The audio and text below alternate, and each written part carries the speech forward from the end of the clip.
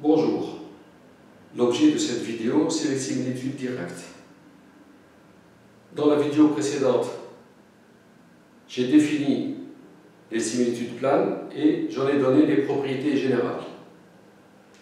À la fin de la vidéo, j'ai expliqué que si f est une similitude de rapport K, alors on peut écrire f sous la forme h rond phi, où h c'est une homothétie de rapport K et phi c'est une isométrie. Deux cas sont possibles, soit l'isométrie phi c'est un déplacement, soit phi est un anti-déplacement. Alors, si phi est un déplacement, on dit que f c'est une similitude directe.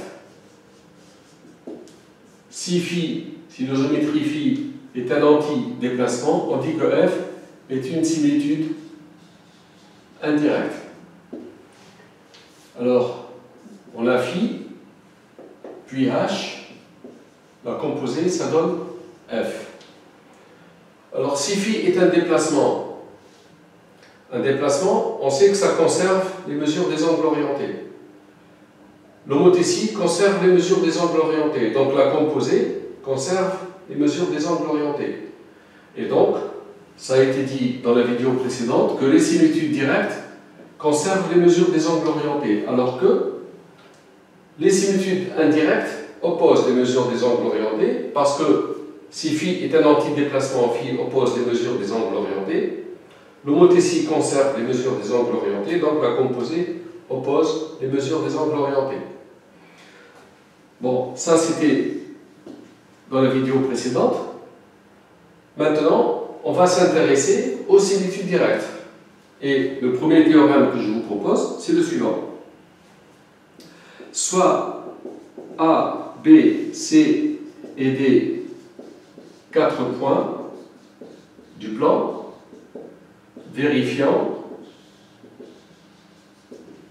le vecteur AB non nul et le vecteur CD non nul.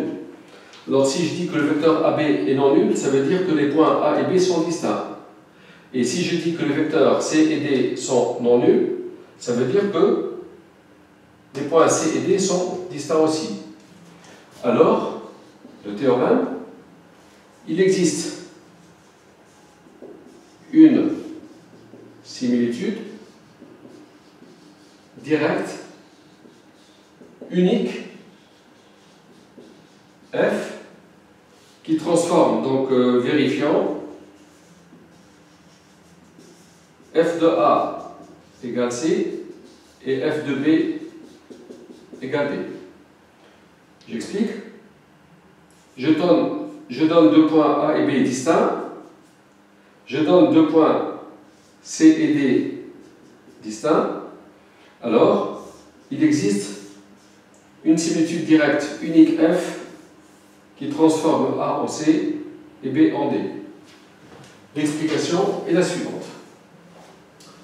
Déjà, dans ce théorème, il y a un problème d'existence et d'unicité. Il existe une similitude directe unique. Je commence par l'existence.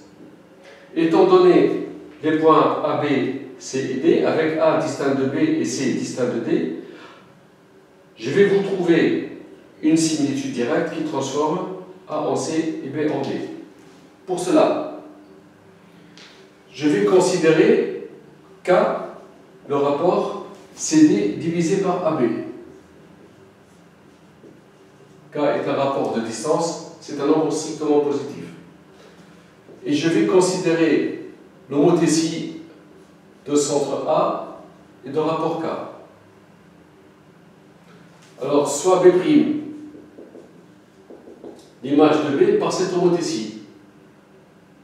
Donc, par l'homothétie de centre A et de rapport K, l'image de B. B' est l'image de B, donc le vecteur AB', c'est K fois AB. Et ceci implique directement que la distance AB', c'est K fois AB. Ou encore, AB' égale K, c'est CD sur AB, fois AB. Ceci me donne que la distance AB' est égale, en simplifiant par AB, AB' égale CD. Donc, j'ai les points A et B. Leurs images par cette homothétie, A est le centre de l'homothétie, l'image de A c'est A, et B, son image c'est B'. Alors la distance AB' est égale à la distance CD, et elle est non nulle. On sait que si la distance AB' est égale à CD non nulle, alors il existe un unique déplacement phi qui vérifie phi de A égale C et phi de B' égale D. Donc ça c'est phi. Et je vais considérer F la composée des deux. Soit F égale phi rond H.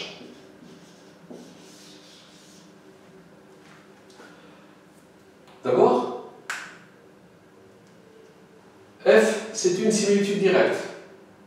Pourquoi? On sait qu'une homothétie c'est une similitude directe, puisqu'elle conserve les angles orientés. C'est une similitude qui conserve les mesures des angles orientés. Un déplacement est une similitude directe. C'est une similitude directe de rapport 1. Un déplacement conserve les distances, donc c'est une similitude. Donc la distance CD, c'est A'B', c'est le rapport C1. Et je sais que la composée de deux similitudes directes est une similitude directe. Donc F est une similitude directe de rapport CD sur AB, c'est-à-dire CD sur AB de rapport K. Et ainsi, j'ai pu trouver une similitude directe qui transforme A en C et B en D. Le problème, c'est l'unicité.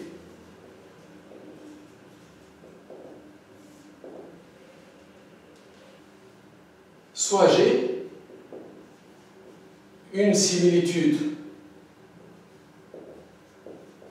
directe vérifiant G de A égale C et G de B égale D.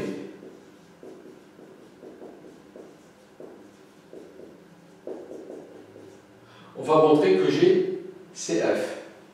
Il n'y a pas autre chose. Alors, si je considère G-1 rond F, alors G-1 rond F, on a F, puis G-1, F de A, c'est C, F de B, c'est D. Comme G de A, c'est C, G-1 de C, c'est A. Comme G de B est égal à D, G-1 de D, c'est B. G-1 de D, c'est B. Et ça, c'est G-1 rond F. Alors, G-1 rond F, d'abord, c'est la composée de deux similitudes directes. Parce que G étant une similitude directe, G-1 est aussi une similitude directe. Et on sait que la composée de deux similitudes directes est une similitude directe. Alors G-1 rond F est une similitude directe.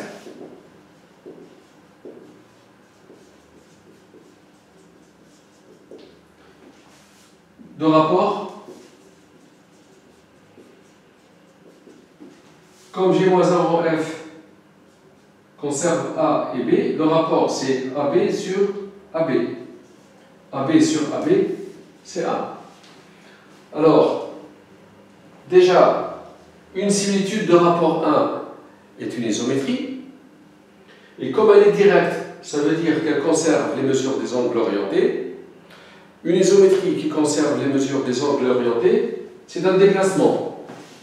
Par suite, G-1 rond F est un déplacement. Un déplacement qui fixe deux points distincts. Qui fixe les deux points distincts A et B. Un déplacement qui fixe deux points, c'est l'identité. Conclusion, G-1 rond F, c'est l'identité du plan.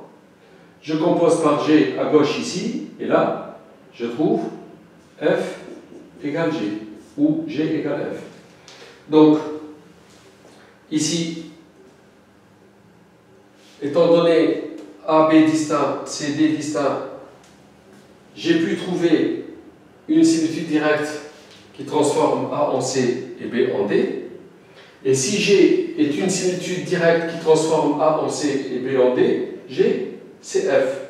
D'où l'unicité. Et ceci démontre que si A et B sont distincts, C et D sont distincts, il existe une similitude directe unique F qui transforme A en C et B en D.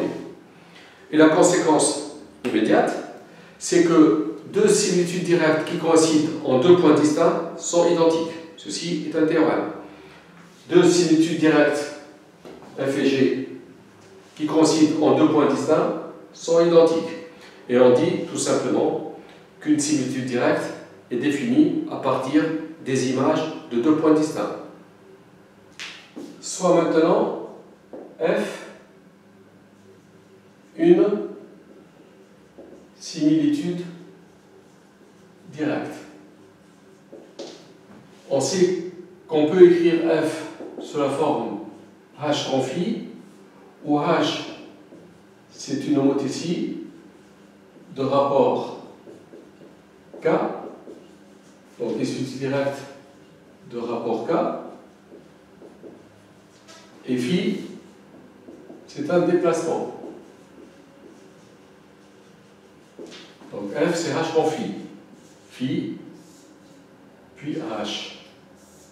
La composée c'est F.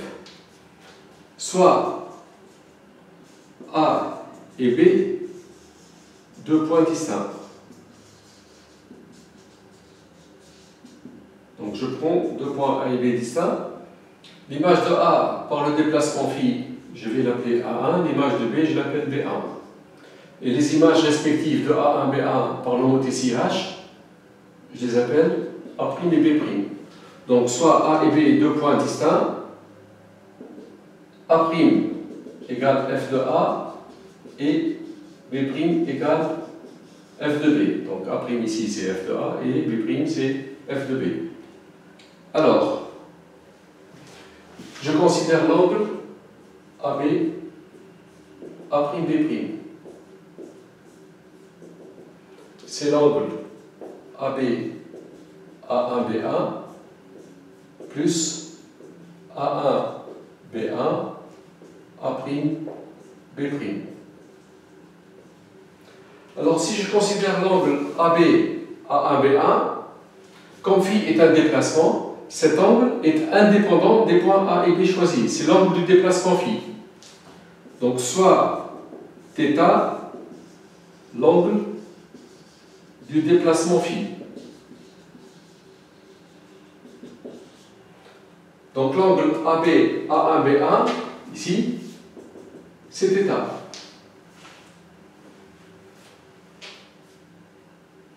D'une part. D'autre part, l'image de A1 par l'homothétie c'est A', l'image de B1 c'est B'. Donc H de A1 c'est A', H de B1 c'est B'. Donc Le vecteur A'B', c'est K fois A1B1. Et ceci me donne que l'angle A1B1 A'B',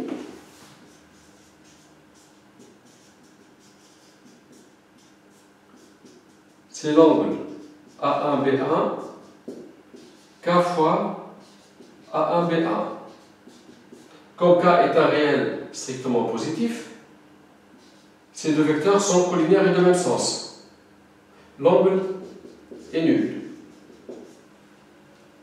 Donc, d'une part, si θ est l'angle du déplacement, on a l'angle AB A1B1 qui est égal à θ, et cet angle, c'est 0. Donc, on trouve θ. Ceci démontre que si on prend deux points A et B d'image A'B' par une similitude directe F, l'angle AB A'B' est toujours le même. Ça ne dépend pas des points A et B choisis. On l'appelle angle du déplacement. Donc, théorème et définition. Soit F une similitude directe, alors pour tout point distinct A et B d'images respectives A' et B' par F, l'angle AB A'B' est le même. C'est indépendant des points choisis. On l'appelle angle de la similitude directe.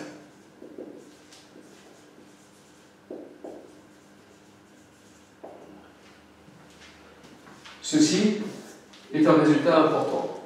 Conséquence, si F est une similitude directe d'angle θ et G est une similitude directe d'angle θ'. Alors, G rond F est une similitude directe d'angle θ plus θ'. Premier résultat. Et F-1 est une similitude directe d'angle moins θ. L'explication est très simple. F est une similitude directe d'angle θ. G est une similitude directe d'angle θ'. Alors si je prends deux points distincts A et B, leurs images par F, c'est A1B1. L'image de A1B1 par G, c'est A'B'. Ça, c'est G rond F. Alors l'angle AB A'B',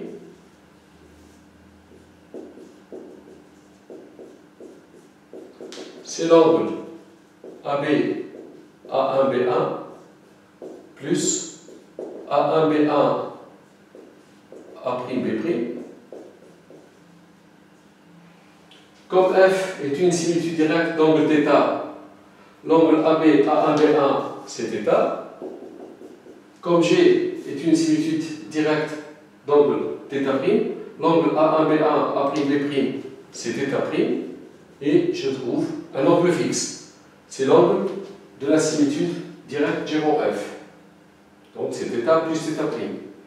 Et G étant une similitude directe d'angle, ou F est une similitude directe d'angle θ, ça veut dire que l'angle AB A1B1 c'est θ. L'angle AB A1B1 c'est l'angle de la similitude directe. Ceci me donne que l'angle A1B1 AB c'est moins θ. Ceci prouve que F-1 est d'angle moins θ. puisque f-1 de A1 c'est A, f-1 de B1 c'est B. Donc l'angle A1, B1, AB, c'est l'angle de la similitude directe, f-1 c'est moins θ. Je vais maintenant prouver que toute similitude de rapport, toute similitude directe f de rapport K différent de 1 admet un point invariant unique, appelé centre de f. Toute similitude directe de rapport différent de 1 admet un point invariant unique appelé centre de f. Pour cela, je vais avoir besoin de deux résultats. Le premier, soit f une similitude directe de rapport K et d'angle θ, soit A un point d'image, alors je vais prendre K différent de 1, A' distinct de A, et M différent de A aussi. Alors, dire que M' c'est f de M, c'est équivalent à dire que la distance A'M' c'est K fois AM, et l'angle AM A'M' c'est θ. Alors, d'abord, soit A un point d'image A' distinct de A. Ceci est possible parce que le rapport de la similitude directe est différent de 1, donc f n'est pas l'identité. L'identité, c'est une similitude de rapport 1. Puisque f n'est pas égal à l'identité, il existe un point distinct de son image. Donc je peux trouver un point A d'image A' distinct de A. Si maintenant je prends un point M, comment caractériser l'image de M? Dire que M' c'est l'image de M par F, c'est dire que la distance A'M' c'est K fois AM, et l'angle AM A'M' c'est l'angle de la similitude directe, dans les deux sens. Alors la condition nécessaire est immédiate. Si je sais que, alors je sais que l'image de A c'est A'. Si M a pour image M', comme f est une similitude de rapport K, il est immédiat que la distance A'M' c'est K fois AM. Et sachant que θ c'est l'angle de la similitude directe, donc l'angle AM A'M' c'est θ. Le problème c'est la réciproque. Supposons qu'on ait deux points M et M', et qu'on sache que la distance A'M' c'est K fois AM et que l'angle AM A'M' c'est θ. Est-ce que M' c'est bien l'image de M? Donc, pour la condition suffisante, donc le retour, la réciproque, A' c'est f de A, on a la distance A'M' c'est K fois AM, et l'angle AM A'M' c'est θ, modulo 2π. On veut montrer que M' c'est f de M. Pour cela, j'oublie un peu le point M', j'appelle x égale f de M. Posons x égale f de M.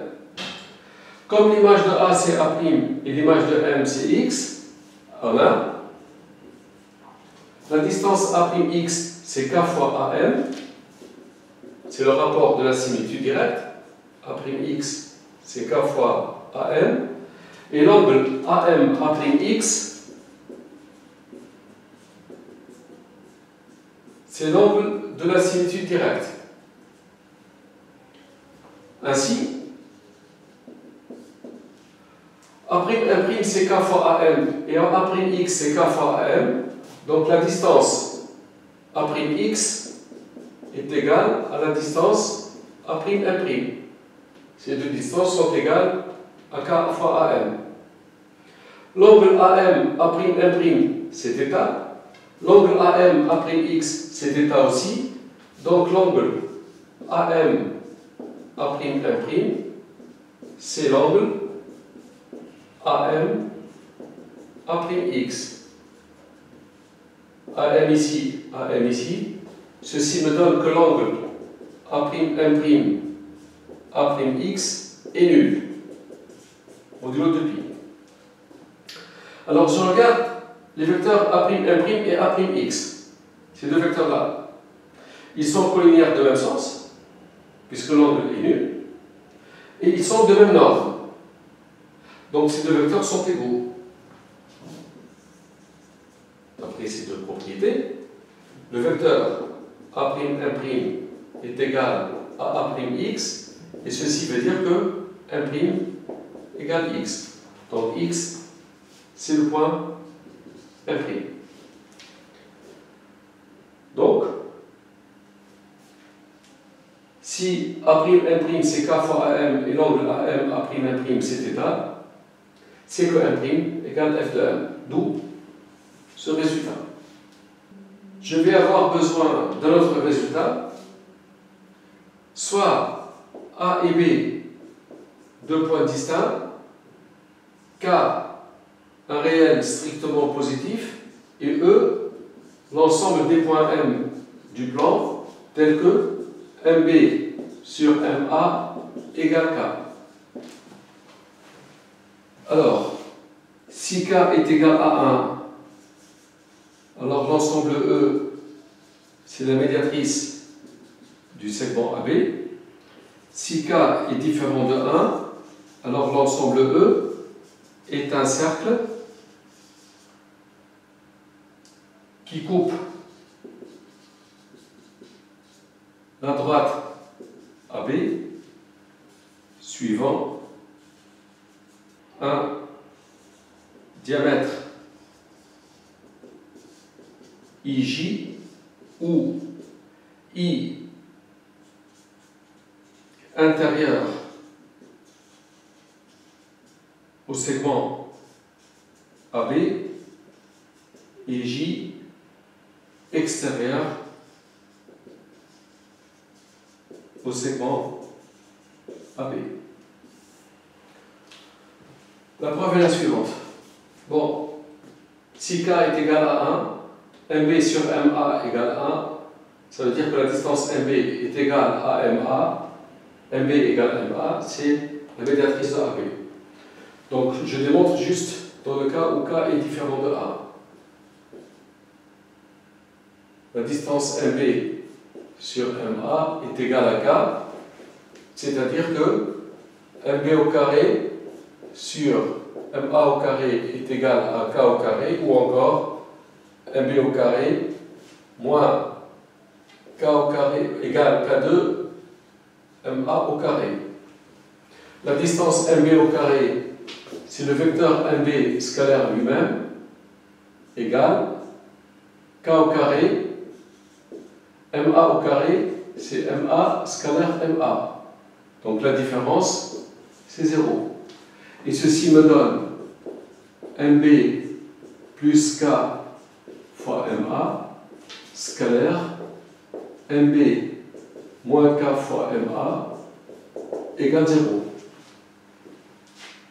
Alors je vais poser I, le barycentre, des points pondérés, B, 1, A, affecté de K, et J, le barycentre des points pondérés, B, 1, A, affecté de moins K. Le vecteur MB plus KMA, c'est 1 plus K fois MI. Scalaire, MB moins KMA, c'est 1 moins K MJ, qui est égal à 0. K différent de 1, donc ces nombres ne sont pas nuls. J'obtiens MI scalaire MJ égale 0. Et l'ensemble des points M tel que MI scalaire MJ égale 0, c'est le cercle de diamètre IJ. Alors, comme ces deux coefficients sont de même signe, le point I appartient au segment AB. Il est intérieur au segment AB. Comme ces deux coefficients sont de signe contraire, J n'appartient pas au segment AB. Donc, l'ensemble E, c'est un cercle. Donc, si vous avez le point A et le point B, l'ensemble E, c'est un cercle de diamètre IJ avec I qui est intérieur au segment et J extérieur au segment. Je vais pouvoir maintenant vous prouver que toute similitude directe F de rapport différent de 1 admet un point invariant unique. Donc soit F, une similitude directe de rapport différent de 1, soit A, un point d'image A' avec A' différent de A. On peut le faire parce que le rapport étant différent de 1, je l'ai dit tout à l'heure, donc il existe un point au moins distinct de son image. Donc voilà, soit A, un point distinct de son image. Et je vais chercher des points invariants. Je vais chercher quels sont, est-ce qu'il existe des points invariants.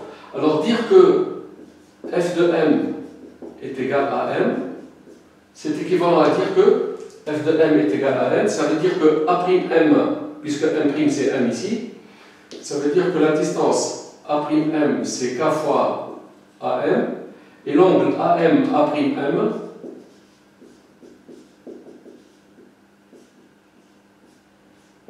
c'est θ modulo de pi. Alors, on va chercher des points M qui vérifient ce système. Première condition, A'm égale k fois AM, ça veut dire que MA' sur MA égale k. MA' sur MA égale k et k différent de A. Et on sait que l'ensemble des points M tels que MA' sur MA' sur MA égale k avec k différent de 1, on sait que cet ensemble est un cercle qui coupe le segment AA' suivant un diamètre. Donc ici, l'ensemble des points M, c'est un cercle C qui coupe le segment AA' suivant un diamètre IJ. Deuxième condition, AM, A'M, c'est θ, ça veut dire que l'angle MA, MA', je multiplie par moins 1, c'est θ modulo de pi. Et là, il va y avoir trois cas. Soit θ est nul, soit θ c'est pi, à 2 pi près, soit θ n'est pas nul modulo pi. C'est-à-dire n'est pas nul modulo de pi, n'est pas pi modulo de pi. Si θ est nul, MA, MA', c'est θ, c'est-à-dire MA, MA', c'est nul. Alors si je dis que l'angle MA, MA' c'est nul,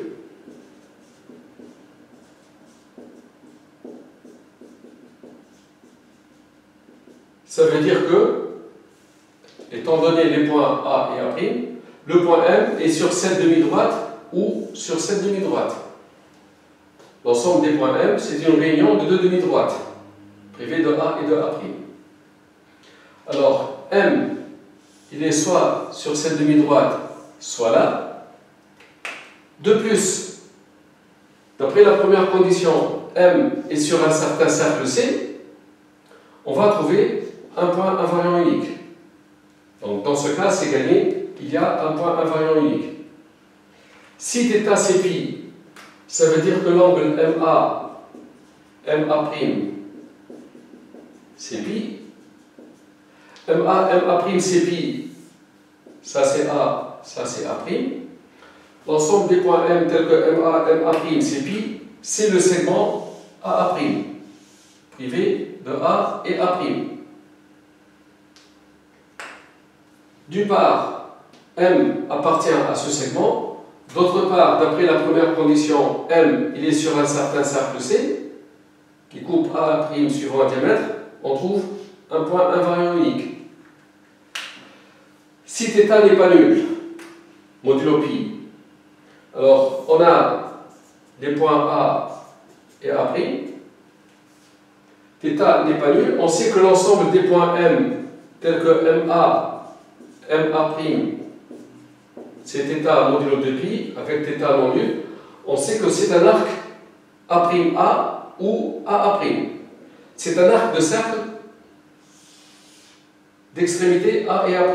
Donc là, l'arc A'A ou AA'. En plus, le point M est sur ce cercle. Un cercle intercepté cet arc, on trouve un point invariant unique. Donc, dans tous les cas, il y a un point invariant unique.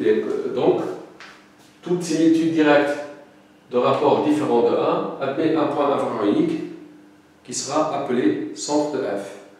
La conséquence de tout ce qu'on vient de faire, soit F une similitude directe,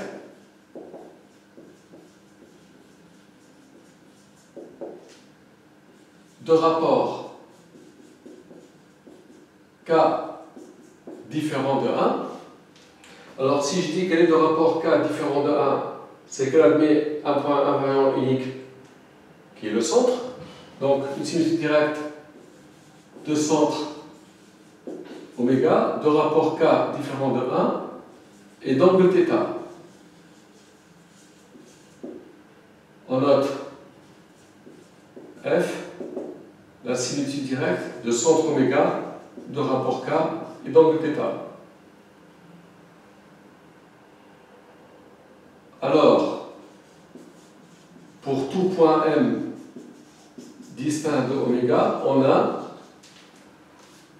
la distance oméga M', c'est K fois oméga M, et l'angle oméga M qui est θ. Pourquoi ceci est vrai? Parce que par F, oméga est sa propre image, c'est le centre. Et si un point M a pour image M', ici avec M' égale F de M, bien sûr. Alors, si M a pour image M', la distance oméga M' va être égale à K fois oméga M, c'est le rapport de la similitude, et l'angle oméga M', c'est l'angle de la similitude.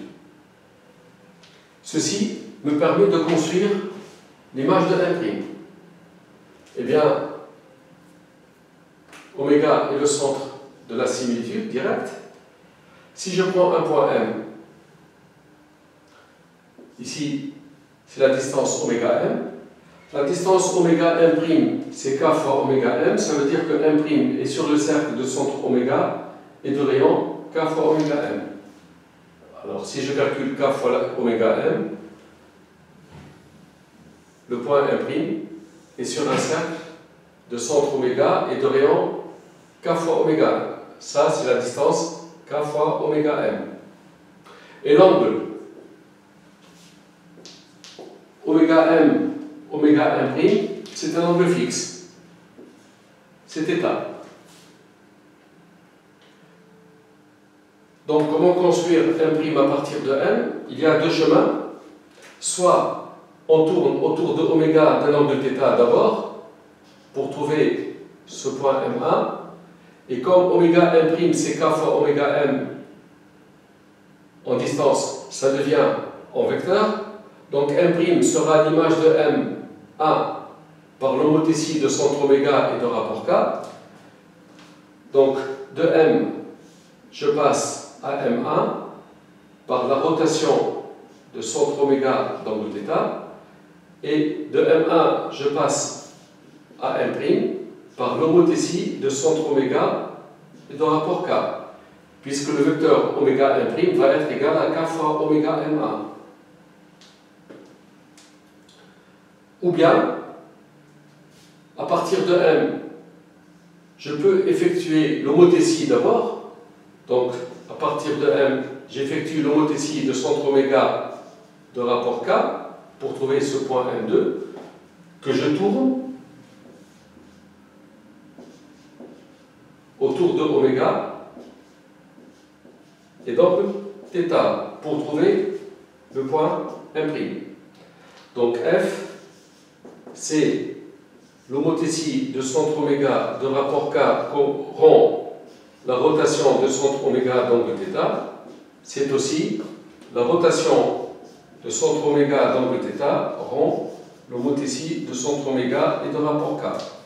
Ceci est la forme réduite de F.